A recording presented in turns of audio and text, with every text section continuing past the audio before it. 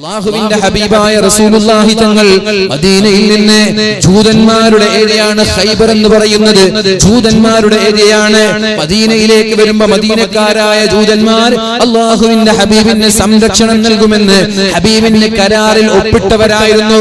പുറത്തുനിന്ന് ആളുകൾ നിങ്ങളുമായി യുദ്ധം ചെയ്യാൻ വന്നാൽ ഞങ്ങളെ സംരക്ഷിക്കുമെന്ന് അല്ലാഹുവിന്റെ ഹബീബുമായി സന്ധിയിൽ ഒപ്പിട്ടവരായിരുന്നു മദീനക്കാരായ ചില ജൂതന്മാർ. പക്ഷേ മക്കക്കാരായ മുശ്രിക്കീങ്ങൾ അല്ലാഹുവിന്റെ ഹബീബിനെ വധിക്കാനും ഹബീബിനെതിരെ പോരാടാനും വന്നപ്പോ അല്ലാഹുവിന്റെ ഹബീബിനോടുള്ള ഉടമ്പടി തെറ്റിച്ചുകൊണ്ട് ആ മദീനക്കാരായ ജൂതന്മാരായ ആളുകൾ അവരുടെ കൂടി അല്ലാഹുവിന്റെ ഹബീബിനെ വധിക്കാനും യുദ്ധം ചെയ്യാനും തയ്യാറായപ്പോ റസൂലുള്ളാഹി സ്വല്ലല്ലാഹു അലൈഹി വസല്ലം അവർക്കെതിരെ ഒരു പടയോട്ടം നടത്തുകയുണ്ടായി.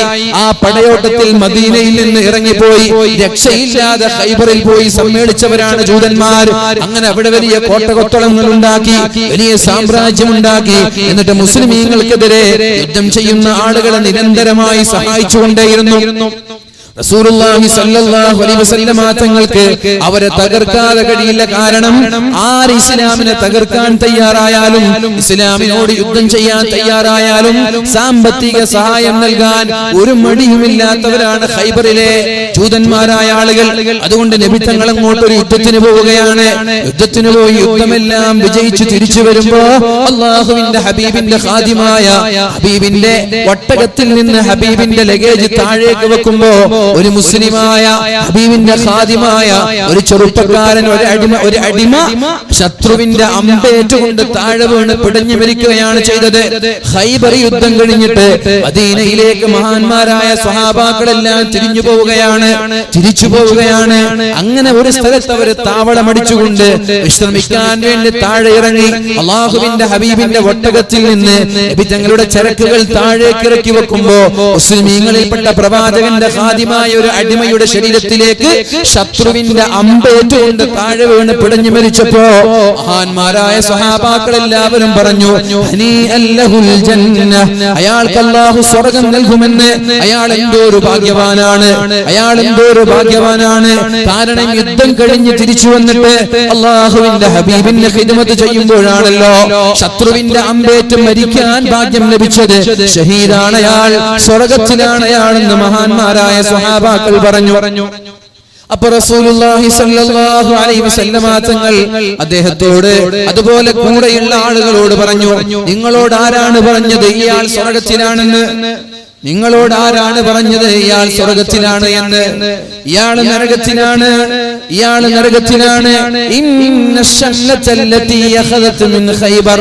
ഖൈബർ യുദ്ധം കഴിഞ്ഞ് ആർക്കും വേണ്ടാതെ ഒരു സ്ഥലത്ത് വീണ് കിടക്കുന്ന ഒരു തട്ടം അല്ലാഹുവിന്റെ ഹബീബിന്റെ സമ്മതമില്ലാതെ ഇദ്ദേഹം എടുക്കുകയുണ്ടായി.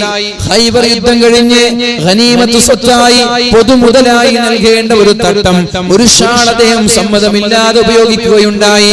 ആ ഷാൾ ഹബീബിനെ ഏൽപ്പിക്കുന്നതിനു മുമ്പേ മരിച്ചുപോയതുകൊണ്ട് നരകത്തിൽ കിടന്ന് വെന്തുരുകേണ്ടി വരുമെന്ന് ശഫീഉനാ റസൂലുള്ളാഹി സ്വല്ലല്ലാഹു അലൈഹി വസല്ലം.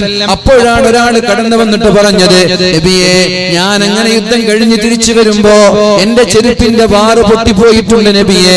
അപ്പൊ അവിടെ തെറിച്ചു പോയ ആർക്കും വേണ്ടാത്ത ഒരാളുടെ ചെരുപ്പിന്റെ വാറെടുത്ത് ഞാൻ എന്റെ വാറിലേക്ക് കുത്തിത്തിരികിയിട്ടുണ്ട്. ആ വാറ്, അതിന്റെ പേരിൽ ഞാൻ നാളെ ശിക്ഷിക്കപ്പെടുമോ എന്ന് ചോദിച്ചപ്പോ റസൂലുള്ളാഹി സ്വല്ലല്ലാഹു അലൈഹി വസല്ലം പറഞ്ഞു, ഇനി നിങ്ങൾ ഒരു വാറോ രണ്ട് വാറോ എന്നല്ല, നിങ്ങൾ ചെറിയ ഒരു നയാ പൈസ പോലും മറ്റുള്ളവരുടേത് അപഹരിച്ചെടുത്തുപയോഗിച്ചാൽ നിങ്ങൾ നാളെ നരകത്തിന്റെ ഭയാനകമായ ശിക്ഷ അനുഭവിക്കേണ്ടി വരുമെന്ന് പരിശുദ്ധ റസൂലുള്ളാഹ്. അതുകൊണ്ട് പ്രിയമുള്ള മുഅ്മിനീങ്ങളെ, നമ്മുടെ നിസ്കാരം നമ്മെ രക്ഷപ്പെടുത്തൂല, നമ്മുടെ ഖുർആൻ നമ്മെ രക്ഷപ്പെടുത്തൂല, നമ്മുടെ സ്വതക്കകൾ നമ്മെ രക്ഷപ്പെടുത്തൂല, നമ്മുടെ സ്ഥാപനങ്ങൾ നമ്മെ രക്ഷപ്പെടുത്തൂല, ഒന്നും രക്ഷപ്പെടുത്തൂല. ഹറാമായ സമ്പാദ്യം നമ്മുടെ കയ്യിലുണ്ടെങ്കിൽ എത്രയെത്ര സംഭവങ്ങളാണ് അങ്ങനെ. കഞ്ചാവുകാരൻ കഞ്ചാവ് വിൽക്കുന്നത് പാവപ്പെട്ട കുടുംബക്കാരനെ ദുരുപയോഗം ചെയ്തുകൊണ്ടാണ്. ഗൾഫിലേക്ക് പോകുന്ന ഭാര്യയുടെ കുടുംബക്കാരന്റെ കയ്യിൽ ഭാര്യയുടെ ഗൾഫിലേക്ക് പോകുന്ന ചെറുപ്പക്കാരന്റെ കയ്യിൽ ഭാര്യയുടെ കുടുംബക്കാരൻ കൊണ്ടുപോയി ഒരു വസ്തു കൊടുക്കുകയാണ്. എയർപോർട്ടിൽ ഒരാൾ വരും, അയാളുടെ കയ്യിൽ കൊടുക്കണമെന്ന്. എയർപോർട്ടിലേക്ക് അറിയാതെ ഇത് അന്വേഷിക്കാതെ തന്റെ ഭാര്യയുടെ കുടുംബക്കാരനെ വിശ്വസിച്ചുകൊണ്ട് ഗൾഫിലേക്ക് പോയി. എയർപോർട്ടിൽ ഇറങ്ങിയാൽ നേരെ പോകുന്നത് പുറം ലോകം കാണാത്ത ജയിലറയാണ്. ഇനി ഇദ്ദേഹം ഒരിക്കലും പിടിക്കപ്പെട്ടില്ല എങ്കിൽ ഇയാൾ പറഞ്ഞതുപോലെ എയർപോർട്ടിലേക്ക് വന്ന വ്യക്തിയുടെ കയ്യിൽ കൊടുത്തു. ഇയാൾക്കറിഞ്ഞില്ല അത് കഞ്ചാവായിരുന്നുവെന്ന്, ഇയാൾക്കറിഞ്ഞില്ല അത് മയക്കുമരുന്നായിരുന്നുവെന്ന്. അങ്ങനെ മനുഷ്യന്റെ ജീവന് പോലും പണയപ്പെടുത്തി ഹറാമായ ബിസിനസ്സുകൾ കച്ചവടം നടത്തി. ആർക്ക് വേണ്ടിയാണ് നിങ്ങളെ നീ തിന്നുന്നത്? ആരെയാണ് നീ തീറ്റിക്കുന്നത്? ആർക്കാണ് നീ സംഭാവന നൽകുന്നത്? എന്തിനാണ് ഈ ഹറാമായ സമ്പാദ്യങ്ങൾ, ഹറാമായ നയാ പൈസ പോലും നമ്മുടെ ജീവിതത്തിൽ ഉണ്ടാവരുത് എന്ന് പ്രതിജ്ഞ എടുത്തിട്ട് മതി നമ്മുടെ നിസ്കാരങ്ങൾ. എന്തിന് നിസ്കരിക്കണം? എന്തിന് നോമ്പെടുക്കണം?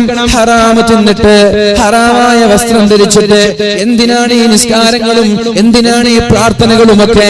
അതുകൊണ്ട് ഹറാമ് തിന്നുന്നവൻ ഒരിക്കലും അല്ലാഹുവിന്റെ സ്വർഗ്ഗം കാണാൻ പോകുന്നില്ല.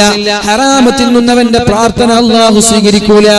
മസ്കനുഹു ഹറാം വമത്അമുഹു ഹറാം വമൽബസുഹു ഹറാം. തിന്നുന്നത് ഹറാമാണ്, കുടിക്കുന്നത് ഹറാമാണ്, ധരിക്കുന്നത് ഹറാമാണ്, വീടെടുക്കുന്നത് ഹറാമാണ്. എത്രയോ ആളുകൾ അറിയാം, ഒരു ആവശ്യവുമില്ലാതെ ബാങ്കിൽ നിന്ന് 40 ലക്ഷവും 30 ലക്ഷവും ഒക്കെ ലോൺ എടുത്തുകൊണ്ട് വീടെടുക്കുന്നവർ.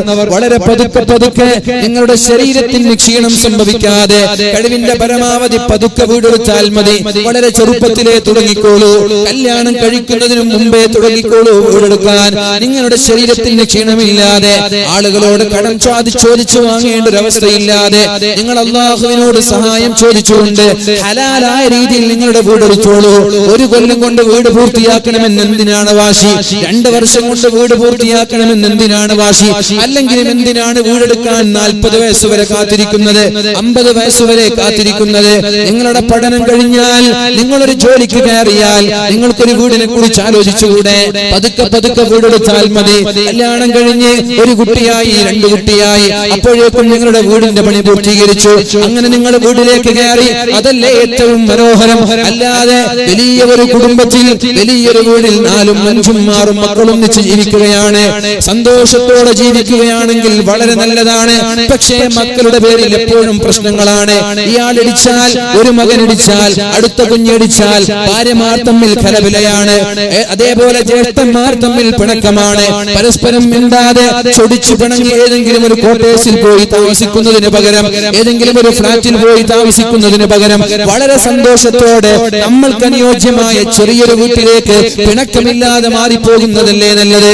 അതുകൊണ്ട് ഞാൻ പറയുന്നത്, ബാങ്കിൽ നിന്ന് 40 ലക്ഷവും 50 ലക്ഷവും ഒക്കെ ലോൺ എടുത്തിട്ട് ഹറാമായ വീട് നമ്മൾ നിർമ്മിക്കുകയാണ്. ആ ഹറാമായ വീടിൽ നിന്ന് ദുആ ചെയ്താൽ, അവിടെ വെച്ച് പ്രാർത്ഥിച്ചാൽ, അവിടെ വെച്ച് നിസ്കരിച്ചാൽ എങ്ങനെയാണ് അല്ലാഹു നമ്മുടെ പ്രാർത്ഥന സ്വീകരിക്കുന്നത്? എങ്ങനെയാണ് അല്ലാഹു നമ്മുടെ ദുആഇനെ സ്വീകരിക്കുന്നത്? അതുകൊണ്ട് ഹറാമിലേക്ക് പോവാതെ, ഹറാമായ സമ്പാദ്യം സമ്പാദിക്കാതെ പഠിക്കുന്നവരും പഠിപ്പിക്കുന്നവരും ഇത് നടത്തുന്നവരും എല്ലാ ആളുകളും അല്ലാഹുവിന്റെ വജ്ഹ് ആഗ്രഹിച്ചുകൊണ്ട് ഹലാലായ രീതിയിൽ ജീവിക്കാൻ ശ്രമിക്കണം. അല്ലാഹു തൗഫീഖ് ചെയ്യട്ടെ. പ്രാർത്ഥന അല്ലാഹുവിന്റെ ഹബീബായ നബി തങ്ങൾ പഠിപ്പിച്ചിട്ടുണ്ട്. അല്ലാഹുമ്മ അഗ്നിനി ബിഹലാലിക അൻ ഹറാമിക വബിതാഅതിക അൻ മഅസിയതിക വബിഫദ്ലിക അമ്മൻ സിവാക. അല്ലാഹുമ്മ അഗ്നിനി ബിഹലാലിക അൻ ഹറാമിക. അല്ലാഹുവേ, ഹലാൽ കൊണ്ട് നീ എന്നെ തൃപ്തിപ്പെടുത്തണേ അല്ലാഹ്. ഹലാൽ കൊണ്ട് നീ എന്നെ തൃപ്തിപ്പെടുത്തണേ അല്ലാഹ്. ഹറാം നീ എനിക്ക് തരല്ലേ റബ്ബേ. ദുആഇന്റെ അർത്ഥം അങ്ങനെയാണ്. അല്ലാഹുമ്മ അഗ്നിനി ബിഹലാലിക അൻ ഹറാമിക വബിതാഅതിക അൻ മഅസിയതിക. അല്ലാഹുവേ, തെറ്റ് ചെയ്യാതെ നന്മ മാത്രം ചെയ്യാൻ നീ എനിക്ക് തൗഫീഖ് നൽകണേ അല്ലാഹ്. നന്മ കൊണ്ട് തൃപ്തിപ്പെടാൻ നീ എനിക്ക് തൗഫീഖ് നൽകണേ അല്ലാഹ്. തെറ്റ് എന്ന ചിന്ത എന്റെ ശരീരത്തിലേക്ക്, എന്റെ ഹൃദയത്തിലേക്ക് നീ നൽകല്ലേ അല്ലാഹ്. വബിതാഅതിക അൻ മഅസിയതിക വബിഫദ്ലിക അമ്മൻ സിവാക. ഈ പ്രാർത്ഥന നിരന്തരമായി പ്രാർത്ഥിച്ചോളൂ മുഅ്മിനീങ്ങളെ. അല്ലാഹുവിനോട് ദുആ ചെയ്തോളൂ. ഹറാം ജീവിതത്തിൽ വീട്ടിലേക്ക് വരാതിരിക്കാൻ അല്ലാഹുമ്മ അഗ്നിനി ബിഹലാലിക അൻ ഹറാമിക വബിതാഅതിക അൻ മഅസിയതിക. അല്ലാഹുവേ ഹറാമില്ലാതെ ഹലാൽ കൊണ്ട് തൃപ്തിപ്പെടാൻ നീ ഞങ്ങൾക്ക് തൗഫീഖ് നൽകണേ അല്ലാഹ്. അപ്പോൾ എന്റെ പ്രിയപ്പെട്ട മക്കളോട്, വിദ്യാർത്ഥികളോട് എനിക്ക് പറയാനുള്ളത്, പരിശുദ്ധമായ ഖുർആൻ പഠിച്ചാൽ അതൊരിക്കലും മറക്കൂല. ഹറാമ തിന്നില്ലെങ്കിൽ, ഹറാമ തിന്നാൽ അത് മറന്നുപോകും. ഹറാമായ കൂട്ടുകെട്ടുകൾ ഉണ്ടാവാൻ പാടില്ല. ഹാഫിലിങ്ങൾ ശ്രദ്ധിക്കേണ്ട ഒരുപാട് വിഷയങ്ങൾ മഹാനായ അബ്ദുല്ലാഹി ഇബ്നു മസ്ഊദ് തങ്ങൾ പറയുന്നുണ്ട്. ഹാഫിലിങ്ങൾ ശ്രദ്ധിക്കേണ്ട ഒരുപാട് വിഷയങ്ങൾ മഹാനായ അബ്ദുല്ലാഹി ഇബ്നു മസ്ഊദ് തങ്ങൾ പറയുന്നുണ്ട്. എന്തൊക്കെയാ ശ്രദ്ധിക്കേണ്ടത്? യംബഗി ലിഹാമിലിൽ ഖുർആൻ, ഖുർആൻ പഠിച്ച ഒരാൾക്ക് നിർബന്ധമാണ് അയ്യഅരിഫ ബിലൈലിഹി ഇദൻ നാസു നായിമൂൻ. ജനങ്ങളെല്ലാം ഉറങ്ങിക്കിടക്കുമ്പോൾ നിങ്ങൾ ഉറങ്ങാൻ പാടില്ല. ജനങ്ങളെല്ലാം ഉറങ്ങിക്കിടക്കുമ്പോ നിങ്ങൾ ഉറങ്ങാൻ പാടില്ല. നിങ്ങളുടെ വീട്ടിലേക്ക് നിങ്ങൾ പോയാൽ നിങ്ങളുടെ പിതാവും നിങ്ങളുടെ മാതാവും നിങ്ങളുടെ സഹോദരങ്ങളും ജേഷ്ഠാനുജന്മാരും ഒക്കെ കിടന്നുറങ്ങുമ്പോ നിങ്ങളും അവരെ പോലെ കിടന്നുറങ്ങിയാൽ നിങ്ങളും അവരും തമ്മിൽ എന്ത് വ്യത്യാസമാണ്? അതുകൊണ്ട് അവരെല്ലാവരും ഉറങ്ങിക്കിടക്കുമ്പോ ജനങ്ങളെല്ലാം ഉറങ്ങിക്കിടക്കുമ്പോ, വീട്ടുകാരെല്ലാം ഉറങ്ങിക്കിടക്കുമ്പോ ഉറക്കിൽ നിന്ന് എണീറ്റ് കൊണ്ടൊന്ന് തഹജ്ജുദ് നിസ്കരിക്കണം. ആ തഹജ്ജുദ് നിസ്കാരത്തിൽ നിങ്ങൾ പഠിച്ച പരിശുദ്ധമായ ഖുർആൻ 1-2 പേജുകൾ ഒരു റക്അത്തിൽ ഉറക്കെ നിങ്ങൾ പാരായണം ചെയ്യണം.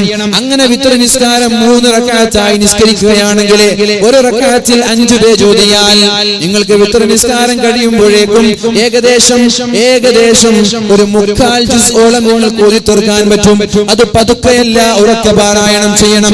നിങ്ങളുടെ പാരായണം കേട്ട് നിങ്ങളുടെ മാതാവ് ഉണരണം, നിങ്ങളുടെ പാരായണം കേട്ട് നിങ്ങളുടെ പിതാവ് ഉണരണം. എന്നിട്ട് അവരും നിങ്ങളെപ്പോലെ തഹജ്ജുദ് നിസ്കരിക്കണം. അല്ലാതെ നിങ്ങളുടെ മാതാപിതാക്കൾ തഹജ്ജുദ് നിസ്കരിക്കുമ്പോൾ ഹാഫിലീങ്ങളായ നിങ്ങൾ കിടന്നുറങ്ങരുത്. നിങ്ങൾ വിചാരിക്കരുത് നിങ്ങൾ ചെറിയ കുട്ടികളാണെന്ന്.